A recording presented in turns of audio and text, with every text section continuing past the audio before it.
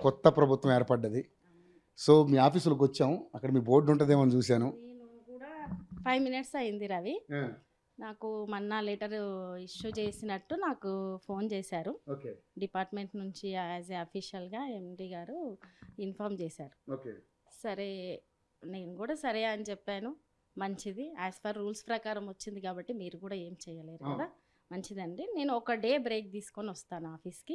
అంటే నాకు ఇంట్లో కొంచెం పాపకి ఫీవర్ ఉండే. ఒక డే బ్రేక్ తీసుకొని వస్తానని చెప్పాను. నేను జస్ట్ ఇప్పుడే 5 మినిట్స్ అయింది. నేను వచ్చింది కూడా సరే ఒకసారి వాళ్ళను స్టాఫ్ని కలిసి ఈయనకు సంబంధించి మర్యాదపూర్వకంగా అంటే నన్ను కూడా ఎప్పుడు వస్తారు మేడం మీరు కొంచెం మర్యాదపూర్వకంగా అని అడిగారు. అడిగితే పలానా రోజు వస్తానని నేను ఈ రోజు 11 తర్వాత వస్తానని ఇన్ఫామ్ చేశాను. నేను వచ్చింది కూడా ఆయన ఫోటో తీసుకొని వెళ్దాము, అంబేద్కర్ గారి ఫోటో, ఆయన ఫోటో, ఈడ ఆయనకు సంబంధించిన చిన్న కట్టెను ఉండే అవన్నీ తీసుకొని వెళ్దామని వచ్చాను. నేను వచ్చేలోపు ఆ ఫోటో తీసేశారు, అది తీసేశారు. నేను అదే చూసి షాక్ అవుతున్నాను. ఒక చైర్మన్ తెలంగాణ ఉద్యమకారుడు ఫస్ట్, తర్వాత చైర్మన్. సరే తెలంగాణ ఉద్యమకారులు ఏ ప్రభుత్వంతో పనిచేశాడు అవి తర్వాత. ఒక డిపార్ట్మెంట్లో ఒక చైర్మన్గా పనిచేసిన వ్యక్తి అదే డిపార్ట్మెంట్లో చనిపోయారు. ఈ రోజుకి ఇంకా సాయి చంద్ పీరియడే అయిపోలేదు. ఈ 24కు సాయి పీరియడ్ అయిపోతుంది. అంటే నాకు తను అలా జరిగింది కాబట్టి తన బాధ్యతలు నాకు ఇచ్చారు. నాకు 2 నెలల పీరియడ్ ఇచ్చారు, అది వేరే విషయం. కానీ అంటే నాకు బాధ ఏడొచ్చింది అనిపించింది అంటే నేను వచ్చి తీసుకెళ్తా అని నేను ఫలానా టైంకి వస్తానని చెప్పేలోపు ఫోటో తీశారు కదా, నేను తీసుకెళ్ళిపోతాను కదా. అసలు చాలా బాధేసింది రవి. సరే ఏదేమైనప్పటికీ అంటే పదవులు బాధ్యతలు అవన్నీ తర్వాత. నేను చాలా హ్యూమానిటీ యాంగిల్లో ఆలోచించే మనిషిని. నేను సెల్ఫ్గా ఏదో అని రాలేదు ఈరోజు. నేను వచ్చింది ఎందుకంటే నేను ఈరోజు సరే ఇన్ని రోజులు డిపార్ట్మెంట్లో సాయి యాక్చువల్గా వచ్చిన రోజు ఈ డిపార్ట్మెంట్ పరిస్థితి చూస్తే ఎంట్రన్స్ నుంచి భయంకరమైన పరిస్థితి. వాళ్ళకి ఎంత ఫెసిలిటీస్ ఇచ్చాము ఎంప్లాయీస్కి కావచ్చు, ఈవెన్ వాళ్ళకి సెంట్రల్ ఏసీ చేయించడము, రిపేర్ చేయించడం, గోడలకు అంతా ఇమ్మొచ్చిన పరిస్థితి. గవర్నమెంట్ ఆఫీసులు అంటే ఎట్లున్నాయో చూసిరు ఇంతకుముందు. ఇదంతా కూడా వర్క్ దగ్గరుండి ఒక గవర్నమెంట్ ఆఫీస్కి పని మీద వచ్చే వ్యక్తికి ఫస్ట్ పని చేస్తారు అనేది ఆ ఆఫీస్ని చూసే వాళ్ళకు ఒక భద్రత కలగాలి అనేది ఉండే ఆయనకు. దాంతో అన్ని వర్క్స్ చేయించడము, వాళ్ళకి కొంచెం ఫెసిలిటీగా చేయించడం. నా బాధ ఏంటంటే నేను వచ్చేలోపు ఫోటో తీసేయడం ఏంది, నేను తీసుకెళ్తా కదా, తీసి పక్కకు పెట్టేయడం. అందుకు ఫోటో తీసుకెళ్ళడం కోసం నేను వచ్చిందే ఫోటో తీసుకెళ్ళడం. ఈయన ఆయనకు సంబంధించింది ఒక ఫ్లెక్సీ ఉంది, అంబేద్కర్ గారి ఫోటో. ఇవన్నీ ఆయన అంటే ఆయన తదనంతరం ఫోటో నేను పెట్టాను. ఆయన ఉన్నప్పుడే ఇవన్నీ ఉండే, అవి తీసుకెళ్ళడానికి నేను వచ్చాను. తీసేశారు. ఎనీవే కాలమే ఉంది కదా అది. సో నిజంగానే మరి వేదరజని గారు బాధపడ్డంలో అర్థం ఉంది.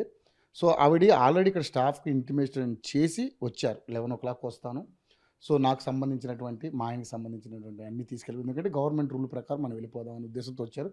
వచ్చేసరికి నేను కూడా చూశాను, ఇక్కడ ఇదివరకు ఒక ఫోటో ఉండేది, ఇక్కడ పెద్ద ఫోటో ఒకటి ఉండేది ఆవిడ ఛాంబర్ అంటే ఆవిడ సీట్ బ్యాక్ సైడ్ వెనకాలనే. సో మొత్తం అన్నీ కూడా తీసేశారు. ఒక్క అంబేద్కర్ ఫోటో మాత్రం ఎందుకు తీయలేదంటే ఆయన అందరికీ సంబంధించినటువంటి వ్యక్తి కాబట్టి ఆయన ఫోటో మాత్రం అక్కడ వదిలేశారు.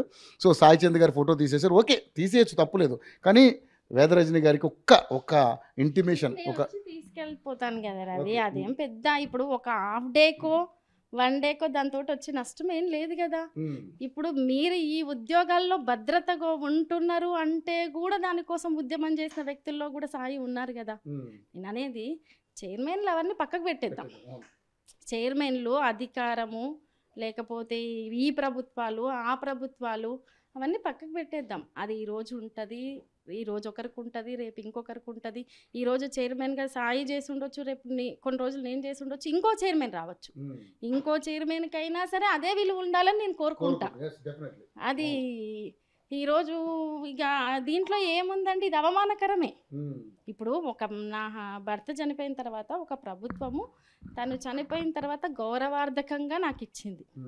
ఇప్పుడు ఒక ఉద్యోగం చేస్తూ ఒక విధి నిర్వహణలో ఒక పోలీస్ కానిస్టేబుల్ చనిపోతే వాళ్ళ భార్యకి ఏదో గౌరవం ఇవ్వచ్చు, ఇంకో ఉద్యోగం చేస్తూ అట్లా ఏదన్నా జరిగి ఉండొచ్చు. ఆ జరిగే క్రమంలో ఆ ప్రభుత్వం అప్పుడున్న పరిస్థితుల్లో నాకు ఈ విధి నిర్వహణలో భాగంగా జరిగింది, నాకు ఇచ్చారు. ఒకవేళ నేను ఈరోజు సాయి గనక అలాగే ఉంటే ఇప్పటికీ సాయి పీరియడ్ ఈ 24 వరకు ఉంది. సరే, ప్రభుత్వాలు మారినాయి, వేరే విషయము. ప్రజలు ఆశీర్వదించారు. ముందుగా నేను అసలు ఇప్పుడు వచ్చిన ప్రభుత్వానికి శుభాకాంక్షలు కూడా తెలపాలి, అది బాధ్యత, తెలుపుతున్నాను. వాళ్ళు వాళ్ళ బాధ్యత నిర్వహించే విధంగా అందరం కొన్ని రోజులు ఎలా చేస్తారు ఏంది, వాళ్ళెన్నో సమీక్షలు రివ్యూలు చేస్తున్నారు. అప్పుడే ఎవరిని విమర్శించడం కూడా కరెక్ట్ కాదు. నేను అసలు కామన్గా అంటే యాజ్ ఏ ఇందులో వర్క్ చేసిన ఎన్ని నెలలు ఏంది తర్వాత సంగతి, 1 సంవత్సరన్నర కాలం పాటైతే సాయి చంద్ చాలా నిబద్ధంగా, బహుశా ఇప్పుడు మీరు ఎవరిని ఎంప్లాయీని అడిగినా చెప్తారు, ఏ చైర్మన్ చెయ్యనంత నిబద్ధంగా సాయి చేశారు. మరి వాళ్ళ ప్రవర్తన వాళ్ళ విఘ్నతకే వదిలేస్తున్నాను. మరి వాళ్ళకి ఏమైనా పైనుంచి ఆర్డర్స్ ఉన్నాయా, లేకుంటే వాళ్ళు అలా ఫీల్ అయి తీసేశారా, లేకుంటే ప్రభుత్వం మారంగానే మేము ఇలా ప్రవర్తించకుంటే ఏమో అయిపోతుంది అనుకున్నారా? రజనీ గారు, ఒకటి మనం గమనించాల్సిన విషయం ఏంటంటే, సాయి చంద్ అనే అతను తెలంగాణ సాయుధ పోరాటంలో గట్టిగా ఫైట్ చేసినటువంటి వ్యక్తి, ఉద్యమంలో ఎన్నో పాటలు పాడి ఉద్యమాన్ని ప్రజల్లో రగిలించినటువంటి వ్యక్తి. సో ఆ రకంగా గౌరవించుకోవాలిగా ఆయన్ని ఓ రకంగా చూస్తే. అంటే గౌరవం మీకు ఏ రకంగా ఉన్నా లేకపోయినా ఆ మనిషి లేడు కదా ఇప్పుడు. ఆ మనిషి లేడు, ఈ సంస్థలో చేసి లేరు ఇప్పుడు. లేనప్పుడు ఇప్పుడు మనకు తెలియని పెద్దవాళ్ళను కూడా మనం గౌరవిస్తాం, బ్లెస్సింగ్స్ తీసుకుంటాం. వాళ్ళు ఏంటి అని కాదు, వయసులో మనకు పెద్దవాళ్ళు అని కొన్నిసార్లు వాళ్ళని రెస్పెక్ట్ చేస్తాం. అలా నువ్వు తెలంగాణ ఉద్యమం పక్కన పెట్టేద్దాం, సరే ప్రభుత్వంతో ఉన్న అనుబంధం అన్ని పక్కకు పెట్టేద్దాం. కానీ ఆ మనిషి ఈరోజు లేరు కదా, ఈ సంస్థలో పనిచేసి వెళ్ళారు, ఈరోజు లేరు. నేను చెప్పాను, వస్తానని చెప్పాను, తీసుకెళ్తానని చెప్పాను. నాకు కూడా కొన్ని ఉంటాయి కదా, కొన్ని భావోద్వేగాలు ఏ మనిషికైనా ఉంటాయి కదా.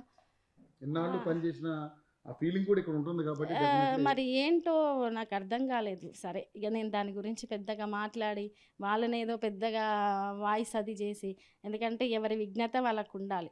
ఫస్ట్ ఆఫ్ ఆల్ ప్రజల మీద ప్రేమ ఉండాలి, పరిపాలన దక్షత ఉండాలి, ఒక విజన్ ఉండాలి. ఇవన్నీ పై స్థాయి నుంచి కింది స్థాయి వరకు ఉండాలి, ఎవరికైనా ఉండాలి. ఇప్పుడు నేను ఒక్కదాన్నే ఇలా ప్రవర్తిస్తానంటే కాదు, నా కింద పనిచేసే ప్రతి ఒక్కరు కూడా వాళ్ళ ప్రవర్తన అదే విధంగా అంతే బాధ్యతాయుతంగా ఉండాలి. నేనైతే అదే అనుకుంటాను. సరే, ఈరోజు దీనికైతే నేను చాలా ఫీల్ అవుతున్నానండి. పదవి తీయడము అనేది తర్వాత సంగతి, అది సరే ప్రభుత్వాలు మారినప్పుడు కామన్గా జరిగే విషయం లాగానే నేను చూశాను. దాని గురించి నేను ఎటువంటి డిస్కషన్ చేయదలుచుకోలేదు. ఇక్కడ ఫోటో నేను వచ్చి తీసుకెళ్దాం అనుకునే, ఇప్పుడు మాకు ఇచ్చిన జీవో ఏదండి, మన ఇచ్చారు, ఒకరోజు గ్యాప్ ఉంది, ఈరోజు వచ్చాను, ఏముంది ఒక రోజులో ఏం మారింది ఉంది, అది నీ బట్టి అర్థం చేసుకోవాలండి. ఇక నేను ఏం చెప్పలేను. సో రజనీ గారు, నిజంగానే కొంచెం బాధాకరమైన విషయం అయినప్పటికీ కూడా నిజంగా కొంచెం మనం దీని గురించి అంటే ఎంత ఇది చేసినా ఈ ఆఫీస్తో మీకు ఉన్నటువంటి అనుబంధం అది రకరకాలుగా ఫీలింగ్ ఉంటుంది. ఇక్కడ ఉన్నటువంటి ఉద్యోగులతో కూడా మీకు మంచి అనుబంధం ఉంది. ఇక్కడ కింది స్థాయి ఉద్యోగులతో అయితే నాకు చాలా మంచి అనుబంధం ఉందండి. ఎందుకంటే వాళ్ళు చాలా జెన్యూన్గా సార్ అంటే, ఎందుకంటే సాయి ఎప్పుడు ఆయన ఎక్కడి నుంచి వచ్చారో, ఏ కష్టం పడుతూ వచ్చారో, ఏ రకంగా ఎదిగారో. ఎందుకంటే మనము మాట్లాడుకోవాలంటే అండి, అంటే సాయి ఒక పాట నాకు గుర్తుకొస్తుంది, ఒక ఖద్దరు బట్ట నలగకుండా ఉండడానికి వెనక ఉండే కన్నీళ్ళు 100 మంది కార్యకర్తలవి అని ఉంటుంది ఆ పాటల. అంటే అది నేను పార్టీల గురించి మాట్లాడట్లేదు, వ్యక్తుల గురించి, లేకపోతే కామన్ వ్యవస్థలో ఉండే కొన్ని విలువల గురించి మాట్లాడుతున్నాను.